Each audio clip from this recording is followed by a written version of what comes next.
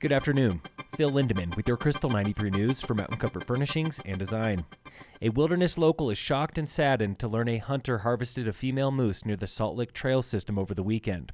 On Facebook, the woman says it happened within sight of the Forest Service road there. Hundreds are commenting on that post, some agreeing with her outrage, others defending the hunter. Hunting at Salt Lick is unusual, but it is not illegal. It's public land, and there are no nearby campgrounds where hunting is outlawed. Rifle season for moose is now through October 14th. Parks and Wildlife awarded just 25 tags for the Summit Game Unit. 395 people applied. Moose are some of the most tightly regulated big game animals, along with mountain goats and Rocky Mountain bighorn sheep. For example, you're limited to one antlered male in your entire lifetime. As for safety concerns in hunting season, CPW recommends everyone wear blaze orange this time of year, and hunters, know your zones.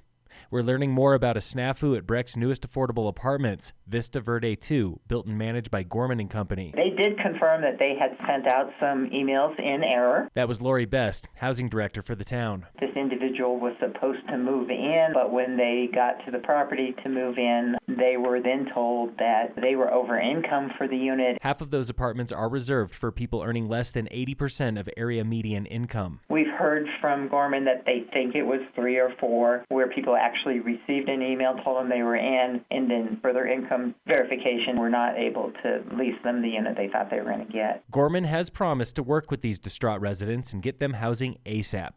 But there is no wiggle room on the income caps. Those apartments were built with federal money reserved only for affordable housing. Welcome back to Rock Knowledge with Geo Joe Newhart, resident geologist at Friends of the Dillon Ranger District.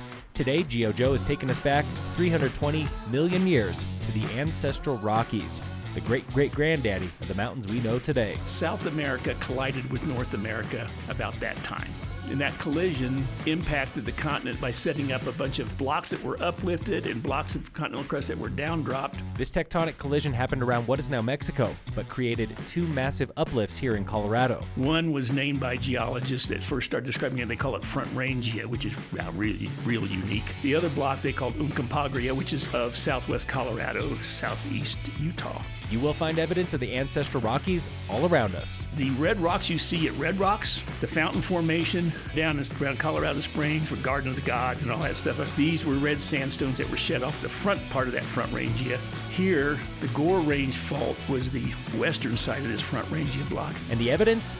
It's not only in the rocks. During that time, sea level was rising and falling. When sea level would fall, it would leave the salt water behind in the basin, and it would evaporate. That's why you have a lot of gypsum and salt over around Gypsum, the town of Gypsum. So that was that Ancestral Rockies event. Most recently, though, glaciers and rivers have formed the peaks we know today. Come back next week for Rock Knowledge with Geo Joe.